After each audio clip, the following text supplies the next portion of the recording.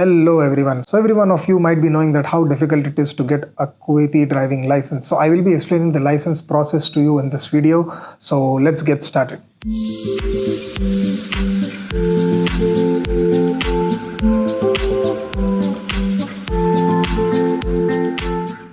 First of all, you have to be eligible to get a Kuwait driving license. For that, there are two categories you have to satisfy. One category is that 600 KD salary and 2 years in Kuwait. The second category is that you have to be listed under the professions mentioned in the Kuwait Traffic Department website. Now, if you are mentioned in these professions, the salary cap does not work. You don't need to have the 600 KD cap salary, but you will have to make sure that you have a relevant degree attested from India. So that is the most important thing. So now, once you see that you are eligible for the driving license, you have to go to any typing center.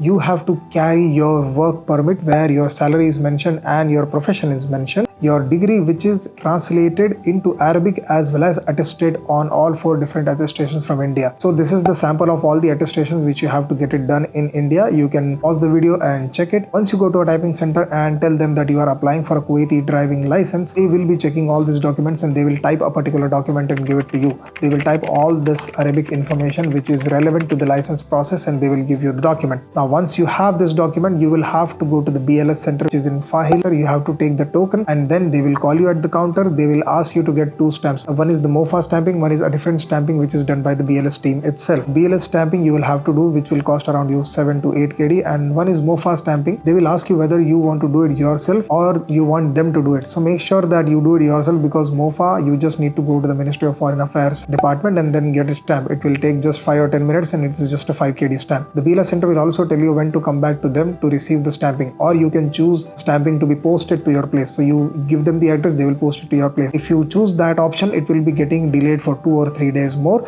If you are just going to the BLS directly and taking back your stamped documents, then it will take just 1 or 2 days maximum. And then with all these documents combined, you will have to go to the Marur where your local address is. So for example, our Marur is in Ahmadi, so I went to Ahmadi, and once you submit these documents to Ahmadi Marur, there will be a big Mudir who will check all these documents and put a sign on it.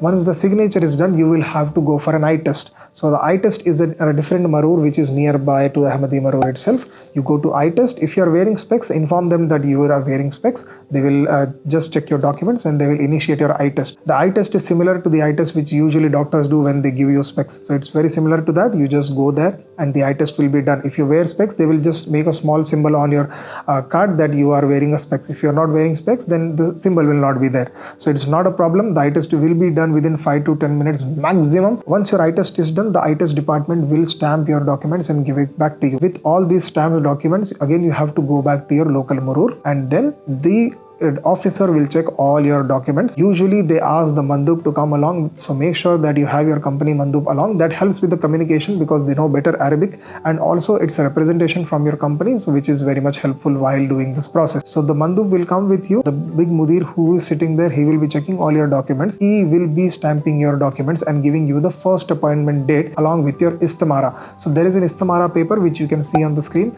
and this is the istamara paper which you get, and it will be along with your first appointment.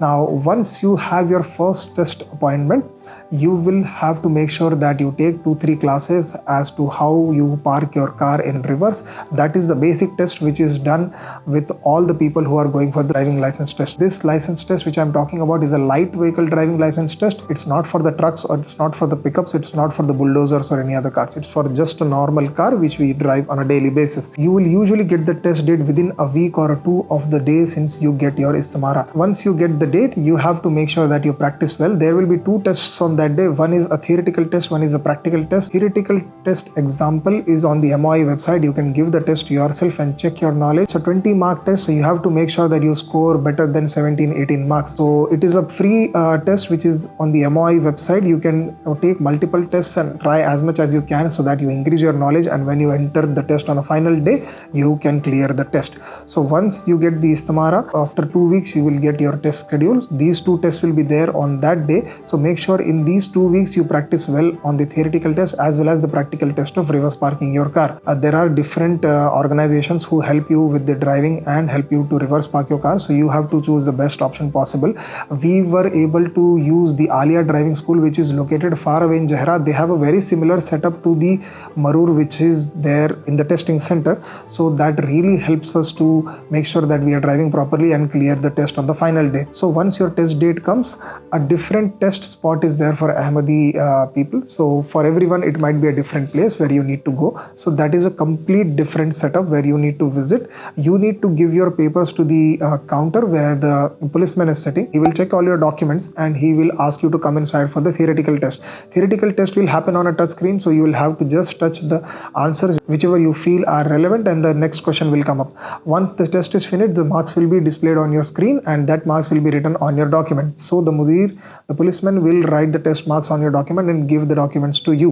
So once you take this document, you will have to go to the another counter where you will have to pay for the practical test. So the practical tests cost 5 kd. So the 5 kd stamp has to be put on your paper, and then once the stamp is put, you will have to go for the practical test. Mind you, before the theoretical test also there is a 10 kd stamp which they have to stamp it on your paper. So first you will have to pay 10 kd and then you will have to stamp for 5 kd. So total 15 kd for the test will happen. So once you pay the 5 kd stamp before the practical test, you will go outside the center, and usually what happens is they give you an option like whether you want to drive your own car or whether you want to try the rented cars which are visible there. So usually people prefer the rented cars which are already there. So one of the car you can choose. Those cars are the same cars which usually the driving people use. So you choose one of the car, pay the 10 kd rent. That is the 10 kd unofficial rent which the people charge who own the car there. So you pay the 10 kd cash to them, and then you will have to take your car inside on your own.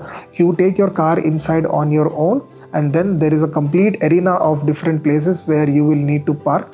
You just go there straight. The policeman will be sitting and he will instruct you to park the car where he wants you to park. It will be a reverse parking. So it may be on the right side of you, it may be on the left side of you. It depends upon the policeman, whichever side he wants to choose.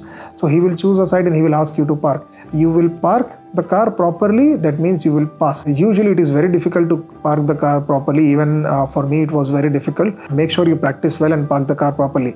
And when you take half of the turn, usually the policemen are so experts that they will automatically know whether you will be able to park the car completely or not. If they see that you will not be able to park the car properly, they will ask you to go directly, because it's a waste of time. You will be hitting the car on the side, so that is no point. So if you are able to park the car properly, they will be able to know from the half turn itself whether the car will be parked properly or not. So they will ask you to go away.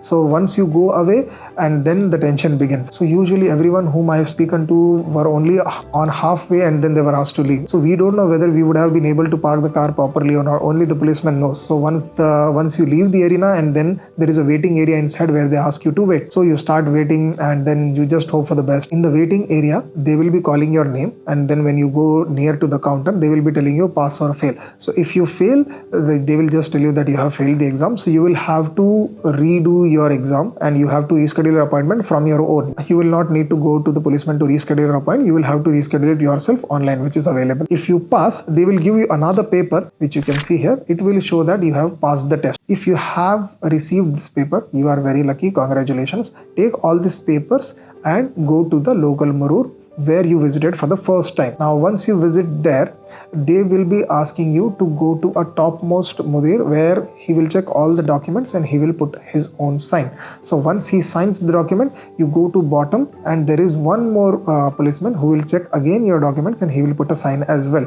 Now both these signs are completed, then you go to the last counter where they will check all the signatures, all the documents, all the files they will check. You will be asked to put a 2 kd stamp on there, so you will need to pay a 2 kd fee for it. Once you pay the 2 kd fee, they will be stamping on it and they will be keeping a complete paper set with themselves. Now once they keep it, they will ask you to update your Kuwait ID within 1 hour and your license will be visible in your Kuwait ID. So once you update your Kuwait ID, you will click on add the private license button. The license will be added on your device. Congratulations, your complete license process is complete.